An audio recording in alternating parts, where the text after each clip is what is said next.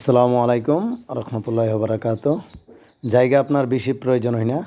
যদি কোনো বাসা বাড়িতে ক্যারেট থাকে, এই ক্যারেটের মাধ্যমে ধনিয়া পাতা আপনি সেবন করতে পারেন। ধনিয়া পাতা লাগায়া আপনি তরতাজা ধনিয়া পাতা খাইতে পারেন হাইব্রিড ছাড়া।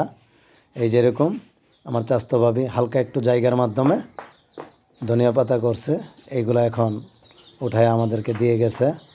আমরা এই ধনিয়া পাতা অনেক ঘ্রাণ, এই ধনিয়া পাতাগুলোতে প্রচণ্ড ঘ্রাণ ছুটছে। তো জায়গা অল্প আর বেশি লাগে না, ঠিক আছে। ক্যারেটের মাধ্যমে আপনি ইউজ করলে আপনি ধনিয়া গাছ সেবন করতে পারবেন, লাগাইতে পারবেন, আপনি যে কোনো জিনিস করে খাইতে পারবেন, ঠিক আছে। বর্তমান যুগে জিনিসপত্রর অনেক দাম হয়ে গেছে, তাই বাসা বাড়ির কোনা কামচিতে জায়গা ফালাই না রাখা আপনারা এভাবে ধনিয়া বিভিন্ন গাছগুলি লাগায় আপনারা, ঠিক আছে, ইস্তেমাল করতে পারেন। আসসালামু আলাইকুম।